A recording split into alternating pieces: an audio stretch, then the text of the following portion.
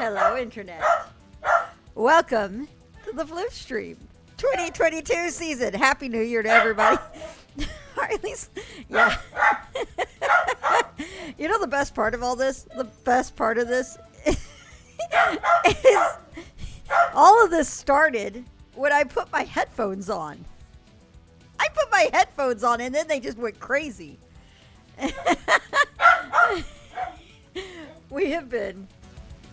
We have had Harley lecturing us all day because I'm back to work today. It's like, you guys can't see, but Harley is trying to lick up my hand and everything. The keyblade opens, chastity belt. Okay, well, hi, Scooter. Uh-oh. I love that we have maximum head tilt right now. We have maximum. Oh, and what you can't see is he's got his paw out too. But all right, let's go ahead and we're gonna go into webcam chat. Hi, guys.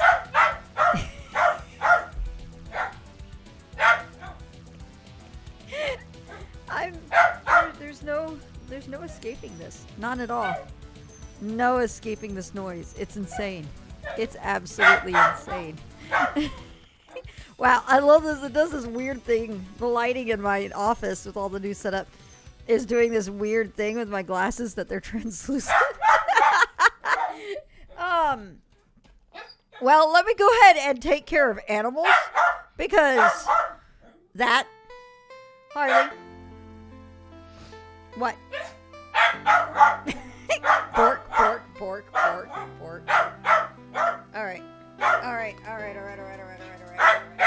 All right, babies. All right. Okay.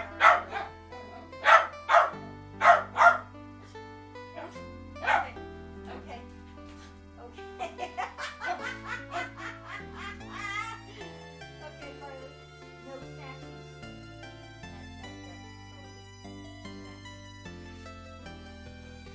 Harley, come on. No snacking, okay? Okay.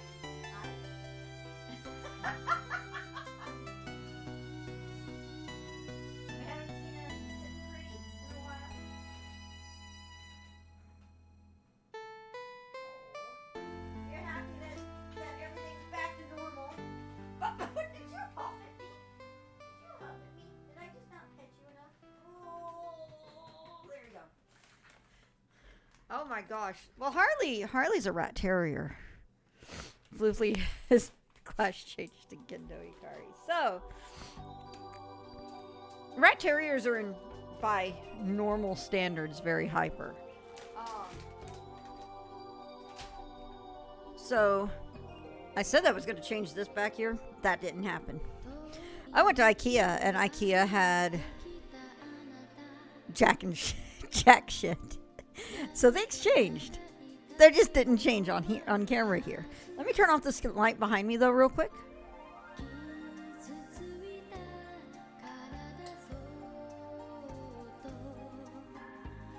Oh boy, this game, yeah, tell me about it. So one thing that you guys barely see, I can't really turn it very well. So I have a cork board over here now. I'm actually going to switch to doggy cam because I could actually pick up this webcam and show this around.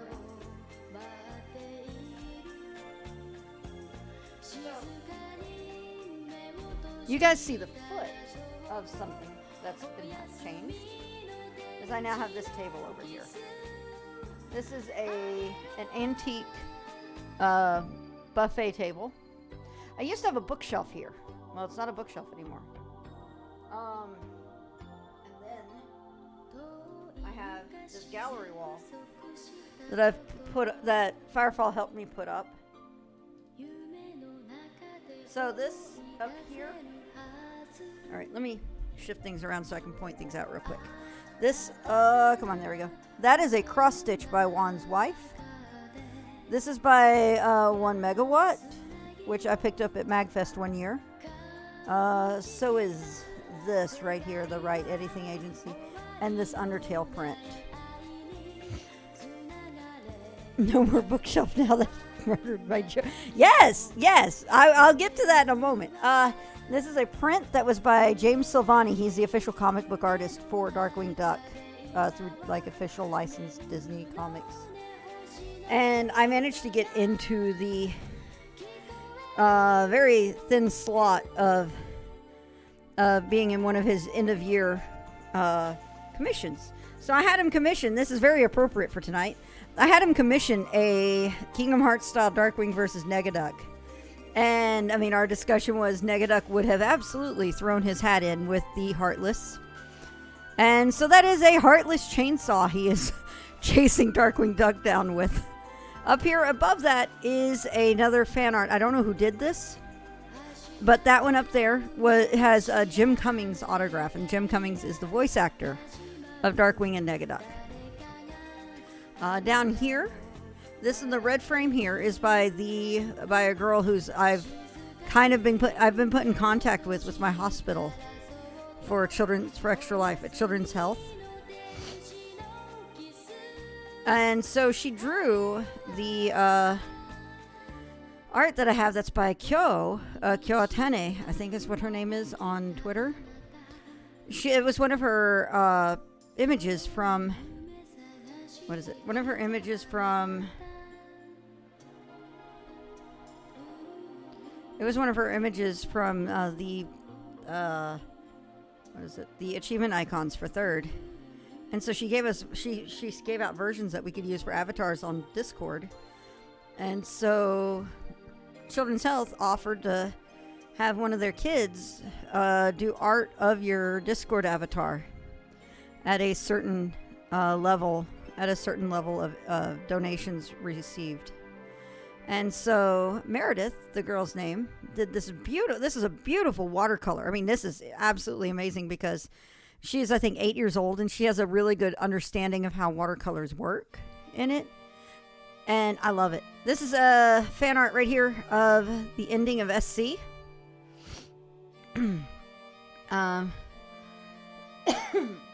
This right here, this black and white, is a lino cut. A lino cut is basically when you actually carve a piece of art in a wood block, and then the print is stamping that art into it. And that is a picture of Frisk in the mound of flowers at the start of Undertale. This down here is called Found Family. This is the same artist who did the lino cut, and that's from Deltarune. This is also 1 megawatt, the same person who did the Items of the Wild over here. So this is 1 megawatt. These two up here are both Pacifist and Genocide by Spectralite, or Walking Melons is another name she uses. These two at the very top up here. Oh wait, first off, that's my first gold medal from Extra Life up there. These two up here are prints by Uru-chan for Unordinary. Oh yay, thank you, Drac. These are, what are they called? Shitajikis, I think. That, Chris from, he's a good friend of mine that I've known for a long time before he started Sekai Project. And when he was in Japan once, he picked up a bunch of them and gave me a bunch. This down here, this little pennant with pins, those are some of my Disney pins from my trip to Orlando. Right above the light switch is a calligraphy print that says, "Out came the sun." "Out came the sun" is a quote from my favorite picture book as a kid. And it's this big penultimate moment, and I even today I will randomly just be like, "And out came the sun." And I am referencing that, so I decided to actually commission this really cool calligraphy print for that. And then back up over here on top of that, these two prints, those are headshots of Lady and Tramp from Lady and the Tramp, also by James Silvani. Oh, and my, instead of mouse ears, I got Slinky from Toy Story at Disney World. But as you can see, there's big old spaces. Like there's this space here, and then there's this here, and so forth. There's going to be little accessories hung up between all these prints. Like I'm going to put ballet shoes. They're my first ballet shoes from when I was a kid. I'm going to put Maggie's paw print. Maggie is my terrier that I had before Harley. And I actually have an imprint of her paw print. I'm going to put a moiety knife from Riven up in this somewhere. If you saw me play Riven, I played it back in 2019. I played it back in 2019. The moiety knife is this weird knife that actually has this circle with a crossbar into it where the hilt is. And it's an ornamental knife meant to represent the rebels against Gen's people. I also have an oven mitt of the Infinity Gauntlet, and that's going to go up there somewhere.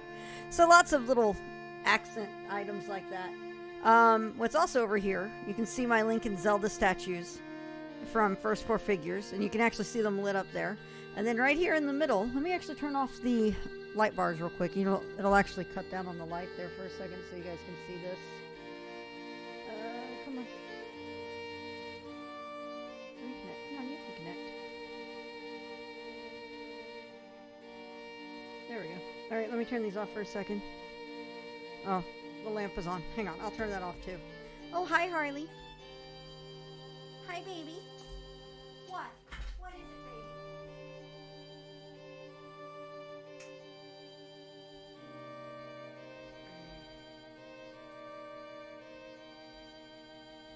And because it's really bright, you can't see it very well, but you can actually see the reflection of it down here. That is a neon light of the Extra Life logo that I got for hitting the $2,000 donation point this year. So I have to thank you guys for that quite a bit, because I would have done that without y'all. Give me a sec. I'm going to test something while we're here.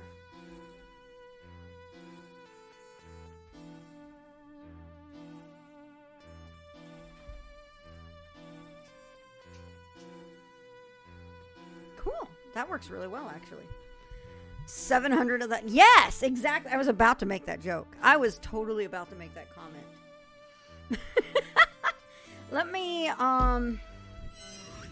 before we get started, I am going to do a quick turn on of these lights back here, try to balance out lights, because I forgot to do that, because it's been a while since I've done all this. So let me see here. There's my Elgato screen. Okay, yeah, let me do this real quick.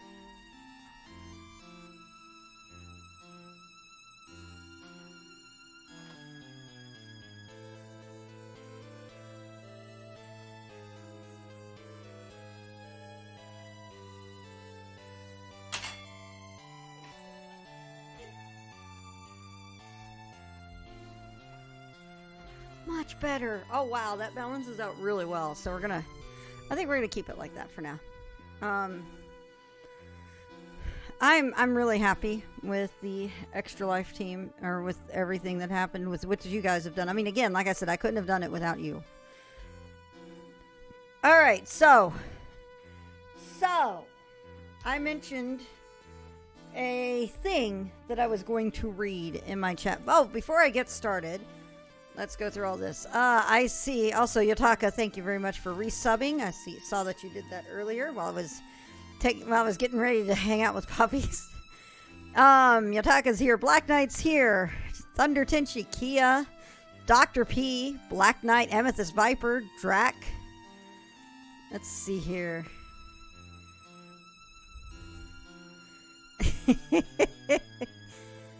Let's see, Maguro. Oh man, this is gonna be fun tonight. I can see that with this crowd. I also have a milkshake, so I apologize for having to get that handled. All right, let me reopen this.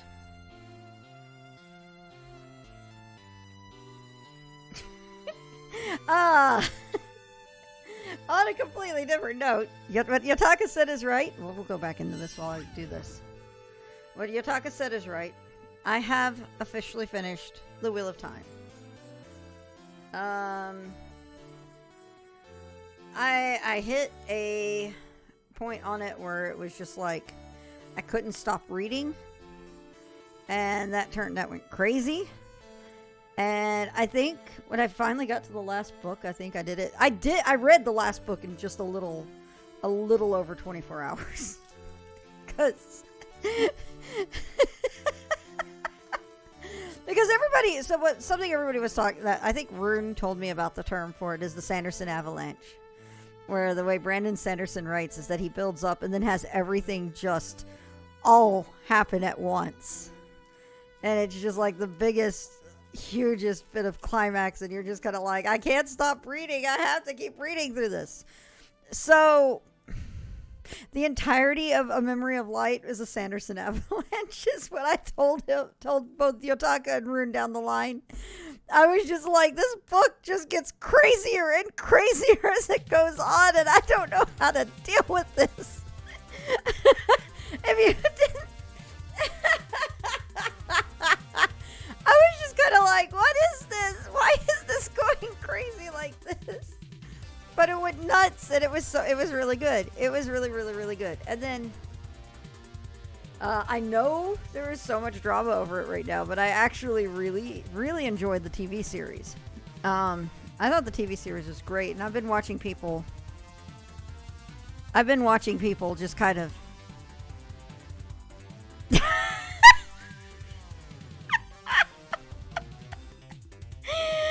oh my god. You made me a Sanderson novel.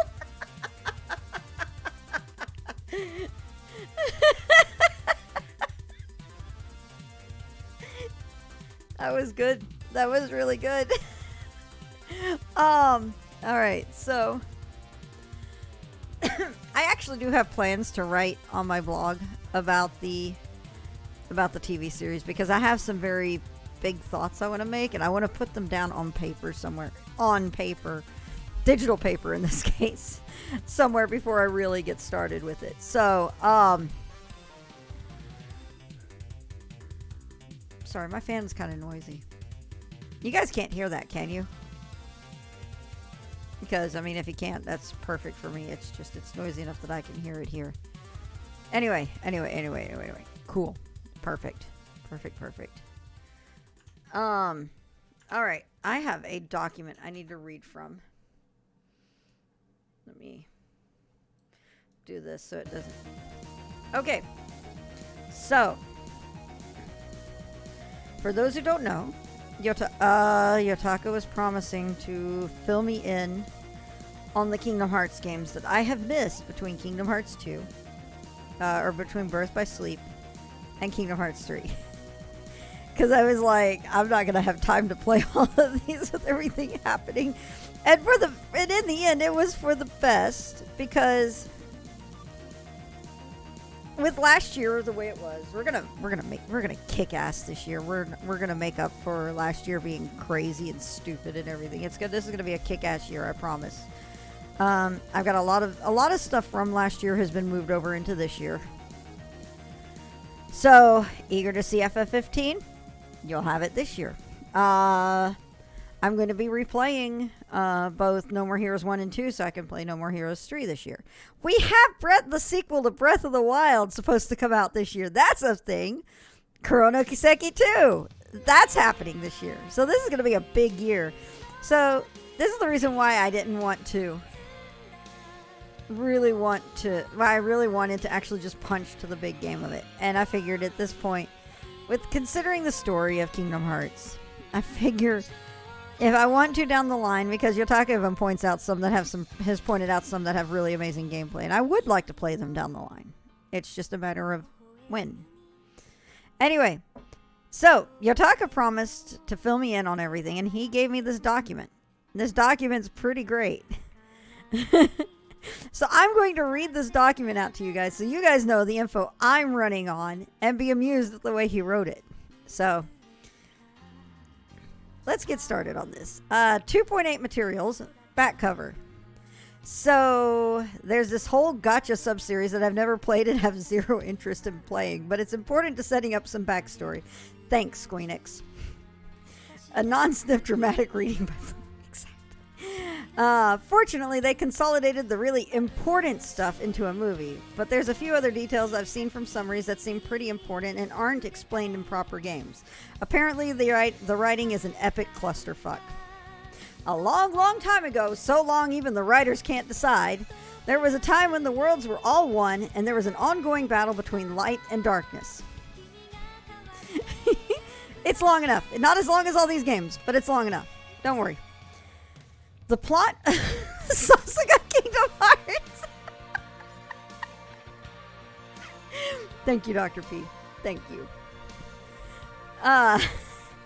The plot of the movie concerns the original Keyblade users, the ones who became remembered in the stories of the Keyblade War.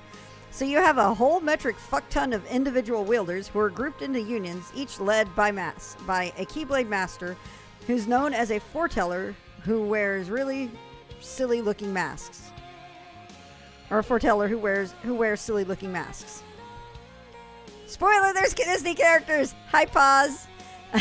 There are 6 foretellers in all, and the 6 are in turn the students of the Master of Masters who created the Keyblades in the first place, so that who can see the future and who is such a massive troll of super dickery proportions that it's not even funny. The Master of Masters privately confers with each of the foretellers and gives them instructions on what to do in the event that he should leave him, which he says he totes won't do. And he gives each one of them a copy of the Book of Prophecy to guide them, and then he vanishes. Amethyst Viper, 8 months. Thank you. Thank you, Pause, for the gifted sub. Hi, Drac. Hi, Mr. Troll. When the foretellers gather, they find out that each of their copies of the book is missing a page, and they conclude from other parts of the prophecies that one of them is a traitor. It kind of does, doesn't it, Yotes? As the movie progresses and we see current events intercut with the private meetings, it becomes obvious that the Master of Masters has given his pupils contradictory instructions that they're singularly unsuited to carrying out. Thank you, Fan! Almost like he wants them to fail as horribly as possible. In the end, only 2 of his students actually carry out their tasks. The first, a young woman named Ava, I'm not sure. I'll find out eventually, I'm quite sure, was tasked with essentially headhunting the best members of each union and creating a separate group whose job would be to scatter if things got really bad rather than get caught up in it all. Amusingly, they're called the Dandelions. Someone tell Adol. The other successful apprentice, a young man named Luxu, was given the 2 tasks of hiding a box whose contents he doesn't know and taking the Master of Masters' own Keyblade and ensuring it gets passed down to an apprentice who will pass it down, and so on. This Keyblade, it's the same one Xehanort uses, and apparently it's the source of the Master of Masters' knowledge of the future because he can see through it no matter where or when it is, so long as it's in the hands of an appropriate individual. Ava? Okay, cool. Thank you. With those 2 gone, the other foretellers and the unions end up at each other's throats due to their conflicting orders and paranoia, and this eventually spirals into the Keyblade War proper, but the movie doesn't show it happen. Next one, 358/2 days. I don't know how much you've heard of this one, but it's probably the most important game after Birth by Sleep in terms of the games released between Kingdom Hearts 2 and 3 story-wise. And I'm not going to be able to I'm not going to be able to do justice to the emotion of it in text form. By the way, I have gone through, I think, most of the cutscenes of that game now. So I know who I'll be looking at with characters in it. So there's that, at least. I haven't finished them. This has been a crazy week. I didn't finish all of them. I've watched what I can. I really did like what I saw of it, and I probably will go through and finish all of it. The game starts during the events of Kingdom Hearts 1 and then runs through to the very beginning of Kingdom Hearts 2 and stars Roxas. Because of who he was created from, he has the ability to use a Keyblade, and that makes him invaluable to Organization 13, who immediately recruit him after his birth. Axel is assigned to show Roxas the ropes, and he and Roxas decide to start eating ice cream after these missions as a regular thing. Around the same time, the various members leave to kickstart the events of Chain of Memories. The organization gets a 14th member named Xion, who goes around with the hood of their cloak up constantly so we don't get to see their face. They're assigned to work with Roxas, and after a few missions, show the ability to also summon a Keyblade, the same Kingdom Key that Sora and Roxas use. Eventually, they take their hood off and reveal that they look like Kairi, but with black hair. I have seen Xion with the hood down from the cutscenes. Roxas invites her to join his ice cream sessions when Axel returns from Castle Oblivion, and they become a trio. There's some really interesting stuff that the game does in that first scene of it happening, because whenever the scene is from Roxas's perspective, Xion's hood is down, but whenever it's from Axel's perspective, the hood is up. Hey, Chris! After a few ice cream socials... Ice cream socials, I love it. I love it. Xion's hood stays down regardless of perspective. No, this isn't foreshadowing anything. Speaking of foreshadowing, did I mention that every so often either Roxas or Xion will pass out for days on end for no obvious reason? Another interesting thing that happens when Roxas visits Neverland, Tinkerbell reacts oddly to his appearance, and on one mission after a few visits, he and Axel are both able to fly once they get the pixie dust treatment. Remember how flying works in Peter Pan? Hold that thought for a couple of games. There is no foreshadowing in Kingdom Hearts because Kingdom Hearts is light, not shadow.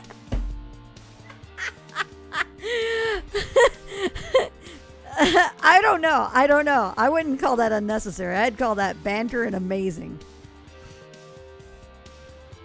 Xion has a run-in with Riku on a mission, and he tells her that she and her Keyblade are both fake and that she needs to leave the organization and merge with her true self.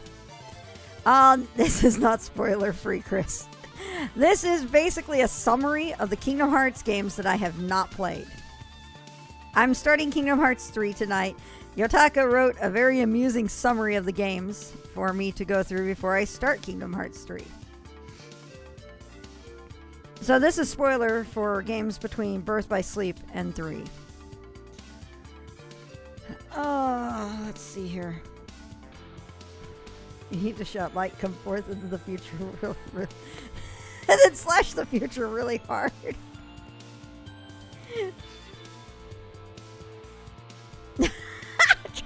Downloading Trails of Cold Steel on Switch was a bad idea. Oh, yep. Alright, let's see here. Eventually, we learn that she's a replica created by Vexen before his death, using some of Sora's memories as a template, thanks Naminé. I see replica and I immediately think Tales of the Abyss. My brain is currently wired in a certain direction. I will totally drop this into Discord. Your Switch is now a Kindle. I've actually already played the intro. I played it during Extra Life Game Day, and I actually have a version that's clean because I record it in OBS, and that is up on YouTube.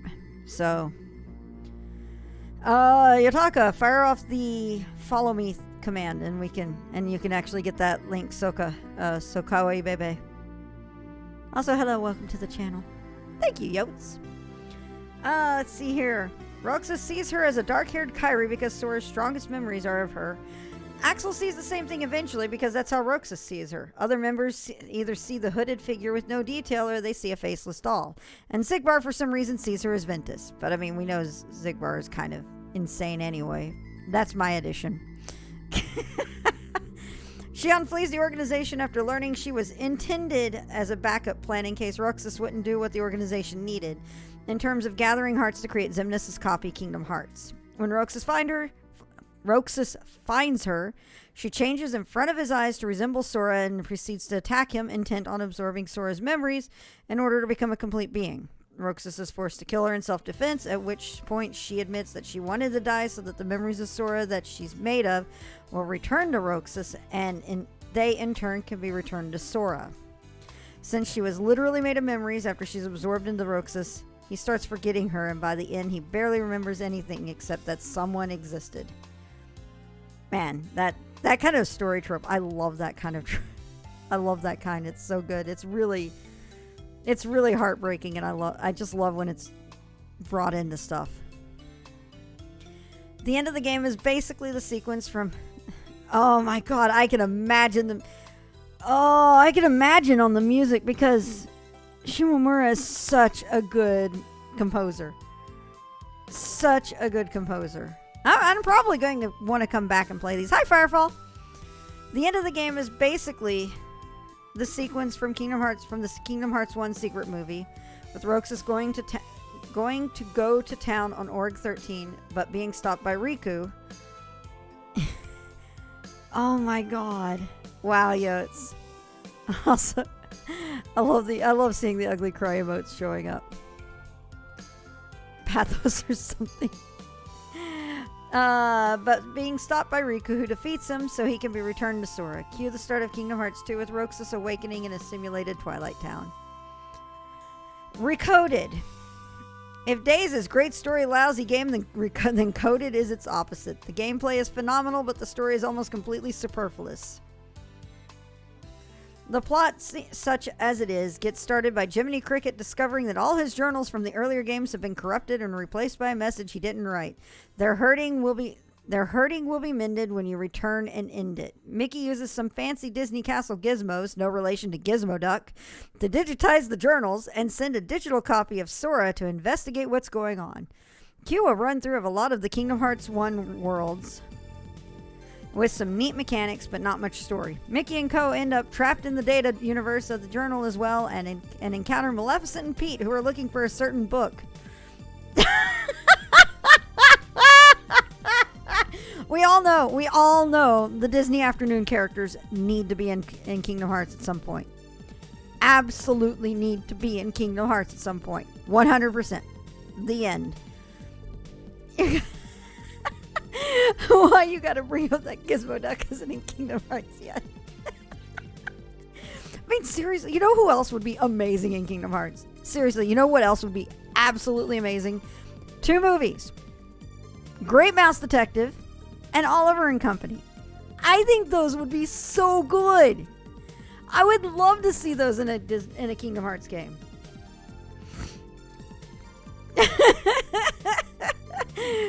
Let's see here. Cue a run through of a lot of the KH1 worlds with some neat mechanics but not much story.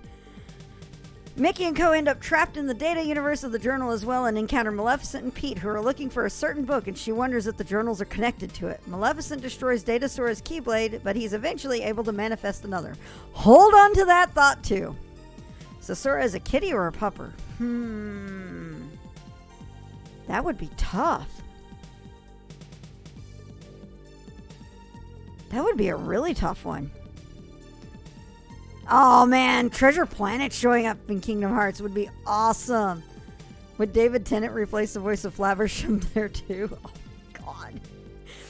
Oh, that would be officially the most expensive video game in the world, I bet. Getting David Tennant to do a voice in it. I mean, I think he's actually in the newer Doctor Who game. So, I mean, it's not impossible. I know, no Vincent Price, but I'm pretty sure you could find somebody who could do a pretty damn good Vincent Price impression. But, I mean, there's nobody who can... sadly, it's not going to be as good. What? Wow, Kia. Wow. I did not know that. By the way, we'll be getting up to that one in a sec, too. Anyway, Data Sora winds up helping real Mickey and Co. escape the Datascape and then continues to investigate and finds digital recreations of Roxas, the game's final boss, and Naminé, who explains that the journal corruption was intended to bring someone to hear the message she has. And I mean, I'm doing another interruption here because now that I've just finished Endwalker, I'm suddenly thinking of think, feel, hear, whatever.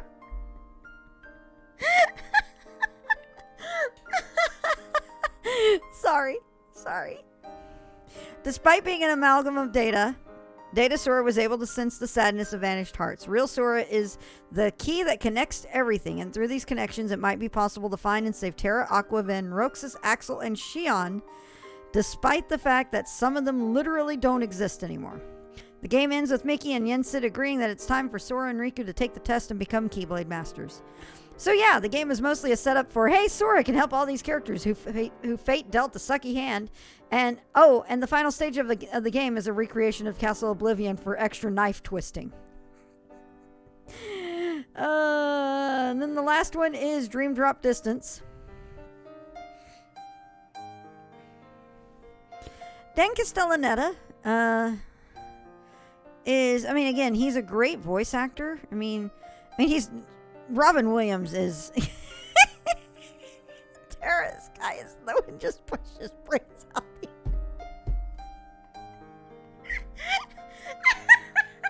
I love this. That command is so great, so amazing. I love it so much. Anyway, Dan Castellaneta is an amazing voice actor, but Robin Williams has shoes so big that it's so difficult for anyone to fill them. So, Castellaneta is an amazing voice actor, though. I will give you that. I'll keep giving you that all the time because I love him to death. By the way, the white is the notepad window, so I apologize for that. Oh, 100% Viper. I agree completely. And he's a genuinely funny guy. You've got to be to be up for playing Homer Simpson for how many years? Dream Drop Distance. This game picks up right where 2 left off, with Sora and Riku opening the letter from Mickey that informs them approximately 1 billion. The games that I am missing are 2.8 Materials, which is more of a movie, 358/2 Days, Recoded, Dream Drop Distance. There you go. I remembered we were talking about doing a group watch through of the movie, but there you go. I finished Chain of Memories. Thank you very much. I finished it on GBA when it first came out. I'm not playing that shit. I actually went and pushed myself and forced myself to play that game originally. Why do you think I hate it so much? I hate it because I played it despite hating it. So for those who don't know, I have played Chain of Memories all the way through Sora and Riku's storylines. So I have finished both storylines. And I hated the gameplay of it. I wanted to know the story, but I hated the gameplay to death. And I was thinking, wouldn't it be cool if it were any better on the PS4? No, it wasn't. Oh my god. I suffered. I suffered. Hi, Coco. And I have all the HD releases, Firefall, so I don't really need them. It's a shame. I wonder whose fault that was, Yotes. For the kids, I guess, right? For the kids. Get your popcorn out of here. I'm so sorry I asked. It's okay, Fireball.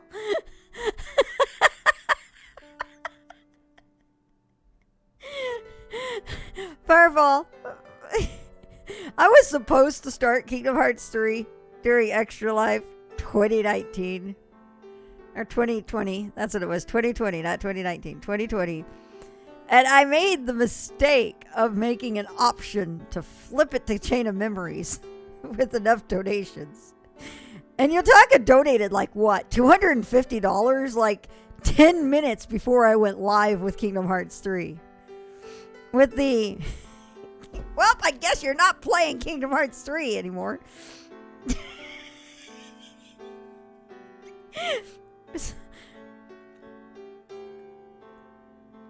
99% of Kingdom Hearts can be built character. Oh my god. 99% of Kingdom Hearts can be explained by just going, I don't know, darkness or whatever that's. No. He's not the hero we need. He's the hero the kids need.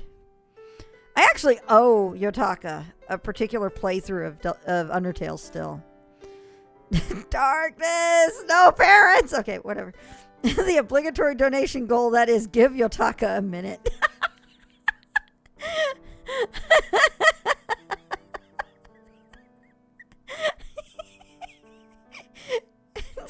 And yes, Coco, you are a 31-year-old child. I concur on that one. Anyway, the game picks up right where 2 left off, with Sora and Riku opening the letter from Mickey that informs them that they need to come to the mysterious tower to take the Mark of Mastery exam. Standards have clearly changed since Terra and Aqua's day, because instead of fighting glowy balls and sparring with each other, the duo are being sent to sleeping worlds which were consumed by the Heartless and later saved, but which haven't yet awoken in reality. There to defeat the nightmares that inhabit the other worlds so that they can be awakened. Once in, Sora and Riku are unable to see each other. You would like some of the worlds that show up, particularly the Grid and Symphony of Sorcery, aka Fantasia. Yes. Yes, I would. Toys R Us might be dead, but my eternal childhood shall be happy. Oh my god. I mean, reading this makes me actually want to play these games even more. I do want to play them. It was just a matter of time. And see, reading this makes me just want to play them anyway. So it'll probably happen. It'll probably happen down the line anyhow at some point. Another thing that happens is that in the Sleeping Traverse Town, the main characters from The World Ends With You show up, with Neku and Shiki temporarily partnering with Sora and Riku respectively in a parallel to the mechanics of their own game. During their respective adventures, Ansem, Xemnas, and a younger Xehanort show up to be all enigmatic and stuff, ultimately bringing the duo to the world that never was, where we finally get the throwdown with them. During Riku's story, we get a very confusing explanation for how Xehanort's disembodied consciousness has somehow interfered with the whole exam, and Riku is actually inside of Sora's dream, rather than the two sharing parallel dreams like we thought. Turns out Xehanort has been using time travel with some wonky mechanics to set up an insanely complicated time loop / memory gambit with the purpose of creating 13 vessels of darkness who will be able to form the true X-Blade by fighting 7 Guardians of Light. What we saw in Birth by Sleep with Roxas Vanitas and the X-Blade, and later with Organization 13, were basically trial runs for the plan, by the way, capital T, capital P.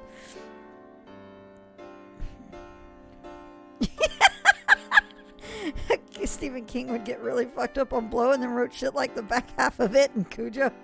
Kingdom Hearts is over as Cujo. Yeah, sounds about right.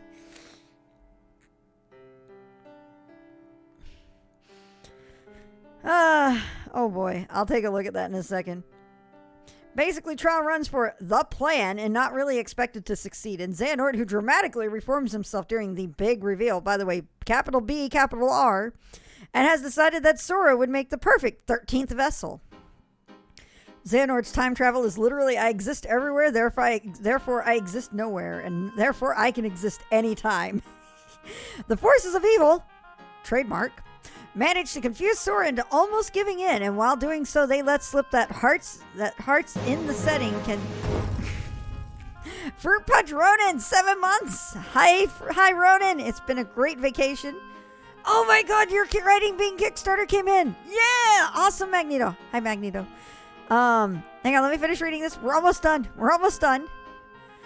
The forces of evil, trademark, managed to confuse Sora into almost giving in, and while doing so, they let slip that hearts in the setting can spontaneously emerge as a result of connections between people, which is why Axel and Roxas could fly in days. They were starting to grow new hearts. Xemnas knew this and deliberately arranged things to keep the other organization members from realizing it. And why Data Sora could manifest the new Keyblade. He was starting to grow a heart of his own rather than just a digital copy of Sora's own. Mickey shows up to kick ass and take names and is almost able to stop Xehanort by himself until the old bastard uses hacks, but it's enough to buy time for everyone to escape and plan their next move. Oh yeah, while this is all going on, most of Ansem's apprentices, barring Bragg and Terranort... I will never not find that hilarious. I love that name for him. This is Yotaka's summary of Dream Drop Distance. Yes!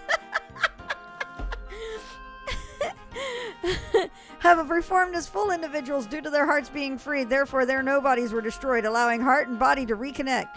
This includes Leah, but everyone keeps calling him Axel anyways because they've got his name memorized.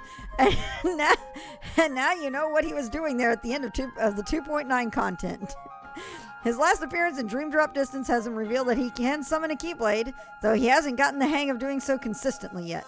Rika becomes a Keyblade Master, but Sora doesn't, and Kairi begins training to use her own Keyblade. Oh, and Sora's exposure to almost becoming one of Xehanort's vessels strips him of all of the fancy powers he accumulated over the course of the game, which is why he's in the position we see at the start of KH3. Now you're all caught up! And Yotaka includes a link to all the world intros of Recoded, which I probably will watch. I hadn't watched them yet, but I will probably watch them when I had the chance. Oh no! Oh no! Oh no! The enabler strikes again!